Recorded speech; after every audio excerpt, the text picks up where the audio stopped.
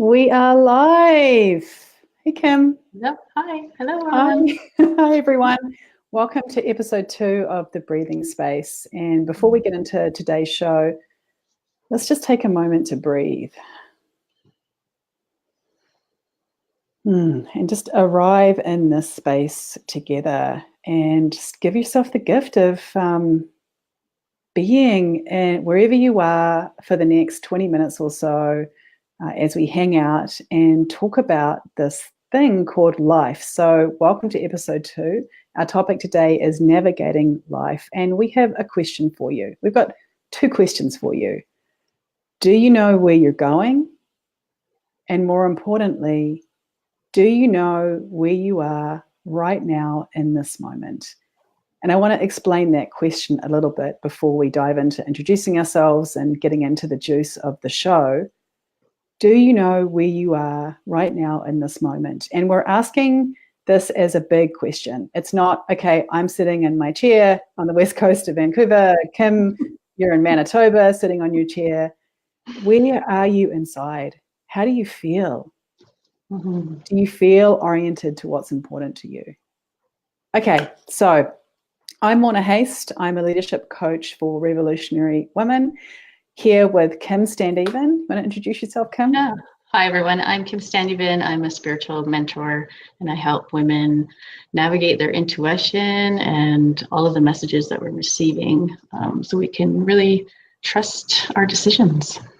Awesome. And we are the creators and the faculty of the Life Design Lab for Women Leaders, where we hold space every week for a powerful community of women who are really focusing on how can we bring more intentional design to our lives? How can we create lives in which we thrive and are really able to show up to the things that are important to us? So if you want to find out more about that, we always have a link below the show and some information on this page. Okay, so let's dive in. Kim, our topic today, and this is a conversation that we have, I don't know, probably every day of the week. Pretty much, yeah. Yeah, our topic today is how do we navigate this thing called life? And actually, before we get into it, if you're here, I can see we've got a couple of people who have joined us. If you're here, let us know. Give us a shout out, tell us where you're joining in from, and feel free to join in as we get into the show. Mm-hmm. So how do we navigate this thing called life? And I looked up a little definition, Kim, for this show, a little dictionary definition. And it says about navigation, the act of planning and directing the route or course of a ship, aircraft, or other form of transportation, especially using instruments or maps. I love that. That brings up a lot for me. I'm curious as to what comes up for you, Kim. So much. Yeah, I'm just going to check we're live while we go for it. We're live. I think for me, this whole idea of life, if we take a moment and dig into the definition of life and the definition of navigation, is that we're always in movement. You know, even just when you think about it, it's like, oh, right, the world, the planet that we're on is actually spinning. Even though we can't feel it, right? It's like sometimes through the universe, right? Through the universe. Yeah. And sometimes we forget about, what's actually going on, just from a scientific or from a planet perspective, that we're always in motion. And I love that vehicle idea of a boat, a ship. That's the same thing, an airplane, a vehicle, whatever it is, navigating it. Where's your map? What's your compass? What's your plan? And I think a lot of us, stumble bump through life. I love that word. We just go with the flow. Stumble bump. Yeah. We don't sit down very often and ask ourselves, where am I right now in this moment? Where do I want to go? What's my map look like? My kids are young. They're, almost 9 and 5, and they're always drawing treasure maps. And I just love that because it's such a, Dora the Explorer, anyone? Yeah. Like, hello, where are we going? That's important, but not to have that tool or that instrument to check in with, we're going to stumble bump even more. I think that's so important. And there's a couple of things I want to pick up on. You know, one is I think often we decide we want to go somewhere or achieve something or do something. You know, we set a goal and then we start heading towards it in some way. And that can go down so many different ways. And I've got a little visual that I want to draw that. Actually, it's really funny. My visual's funny. It's kind of messed up already. But, you know, like say we're hopefully we start here and we want to go here. And so we think it might, you know, kind of go like this. But actually, it often, now you can hear the scribbling, it ends up looking this. Exactly. I see there's some backtracking there, Morna. There is some backtracking there, and it's interesting. You know, I see this a lot in the nature of my work, working with leaders who are trying to create change and transformation in the world. They're trying to create the possibility of a world that doesn't actually exist already. You know, trying to create an unknown future. And so I think when I look at this, I think, okay, well, what's actually more important? Is it the destination or is it this journey? And there's a phrase that I'm not sure where it came from, but it really speaks to me, that the process is the product.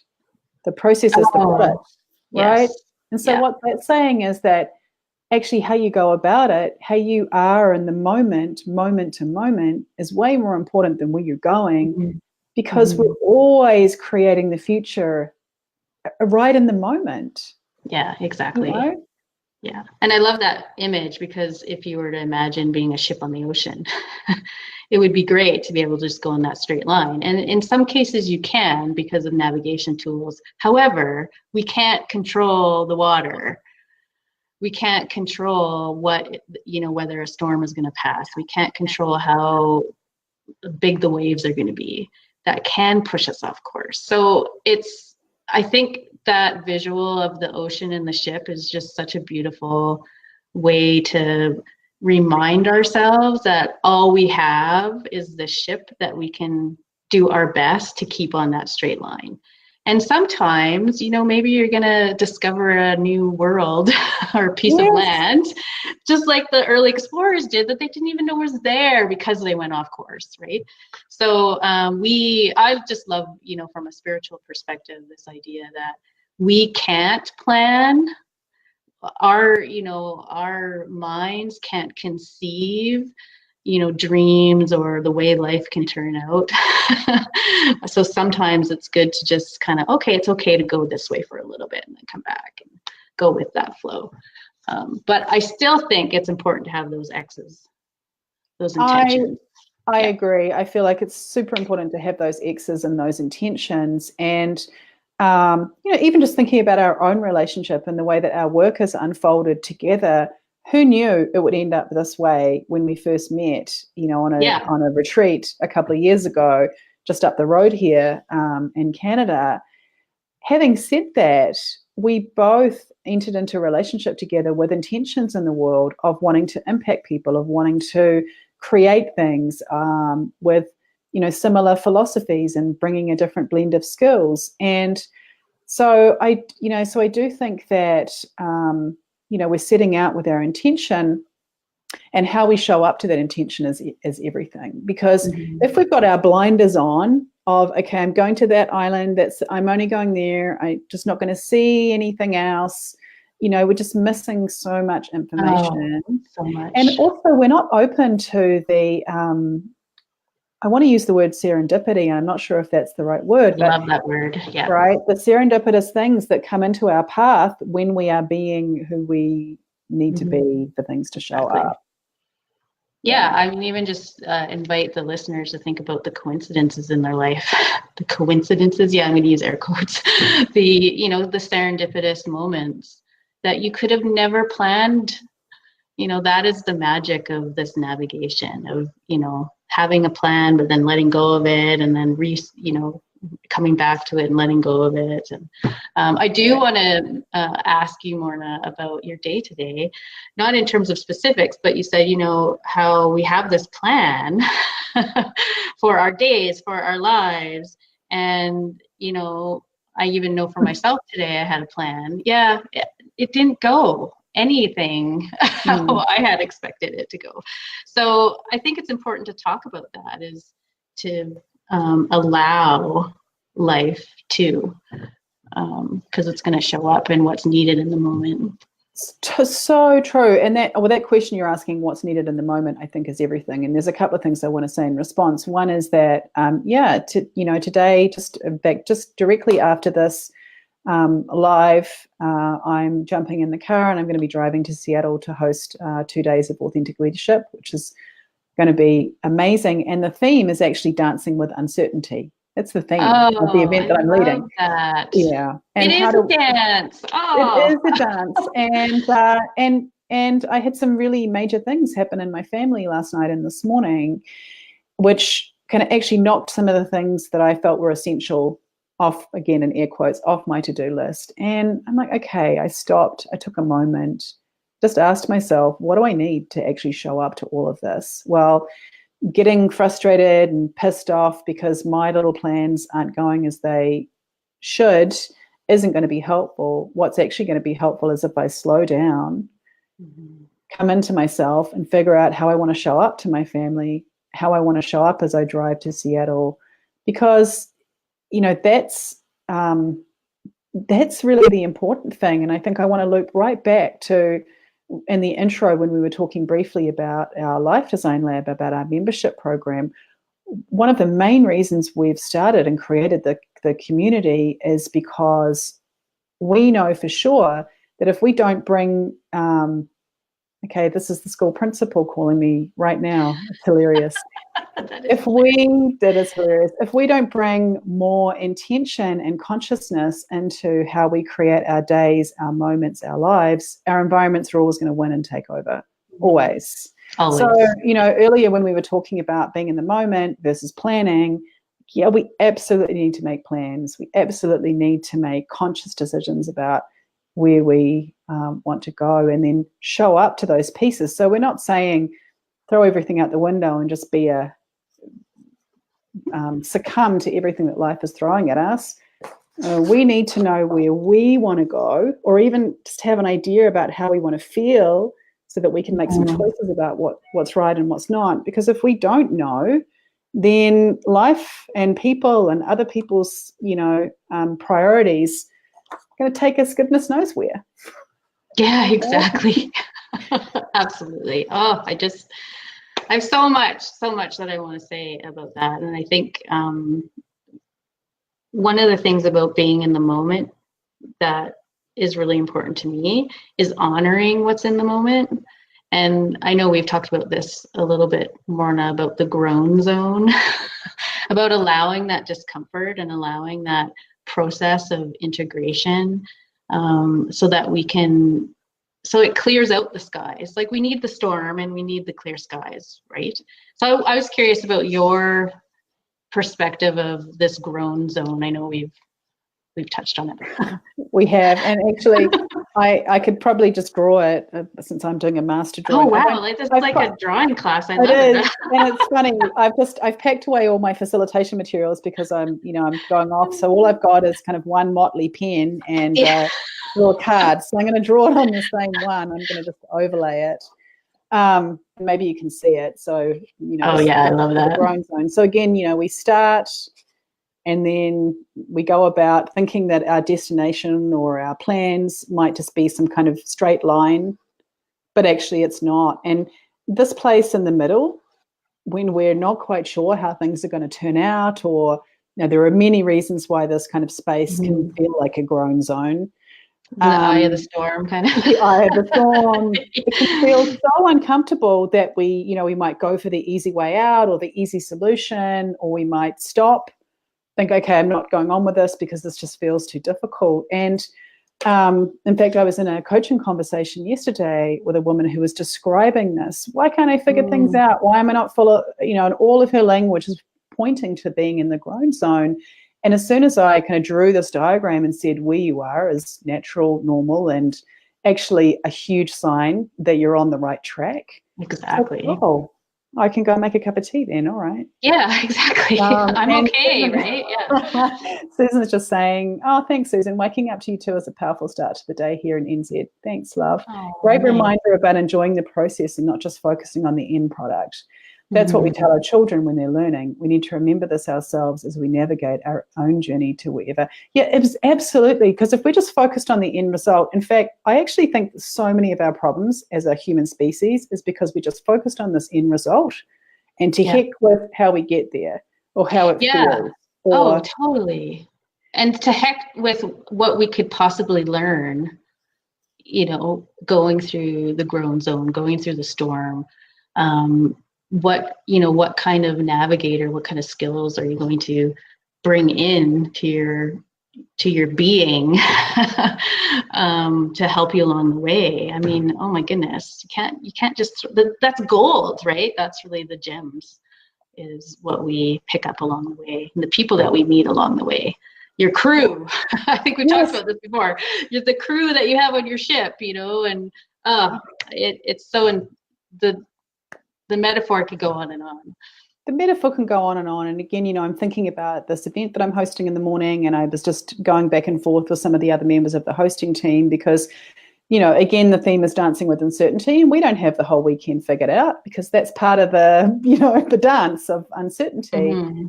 Having said that, you know, we want to show up in a powerful way to be able to hold that space so that folks can relax into that dance. And so I was just emailing saying, okay, what do we need to do that? You know, we need to bring some intention to being finished our meeting in the morning so that we have space to be available for people. And how often, you know, are we in situations where we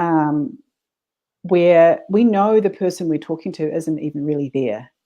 They're somewhere else. They're thinking about their plan, their thing that they have to get done. They're not in the moment. They're somewhere else. Or how many meetings have we been in where you know, this is the plan, sticking to it, and how uncomfortable that feels when we're not heard, when we can end up in all kinds of wrong places when we're not in that moment. Absolutely. Yeah, and I think just because we have, 20 minutes just goes so fast. I know, we've got 2 minutes left. Have a couple minutes left. I'd like to, you know, ask, what is your best practice or tool that you could offer about being in the moment? Oh, well, there are millions. And of course, you know, having some kind of mindfulness practice is incredibly helpful. However, even before that, although this does help with that, is just bringing awareness. And so, you know, one challenge perhaps that I have for anyone who's watching this is over the next year, it's big, over the next week, even over the next hour, just notice where you are. Are you actually, are you actually in the moment you're experiencing? Or are you thinking about the future, the past, what's for dinner, my to-do list? Are you actually in the moment you're in? Because at the end of the day, it's actually all we've got. Yeah. Our life is constructed in the moment, moment by moment by moment by moment. So how can we bring more intention to this moment we're in? And, you know, if I want to create, and I'll just loop back to the challenge, if I want to create a future in which the world is a loving and generous place, I can't go about that from a place of anger and hatred and stress. I have to feel that in the moment I'm creating the future, how I show up in every moment. So that's the challenge to begin, just noticing, are you where you are or are you somewhere else? And where do you want to be? Yeah, and I'll just add another question of really detail who you want to be. List out 3 words. Who do you want to be? How do you want to show up? Stop and notice. And that really helps to bring you back into right now. And that check-in, that's really what it is. It's a checking in, a stop, a notice, a check-in, an alignment, and then, can continue on and that back and all the time checking in with yourself. I love that, Kim. It's such a helpful suggestion. And, most of us write to-do lists of some description, write a to-be list at the same time. Absolutely. Okay, thank you. 20 minutes is up. That's our 20 minutes, folks. Okay, so thank you for joining us for the breathing space. Next week, we are going to be talking about getting more intentional about creating a life that serves us. How can we bring more practical intention to creating a life that serves us? What does that look like? And Karen's just said, hi, I'm so glad you're doing the show. Thank you so much, Karen. We're super pleased you're here and joining us right at the end. So come and watch the replay. It's going to be live on the page and in our groups directly after this. Okay, have an amazing day, and we will see you next week. Bye, Kim. Bye. Bye, ladies.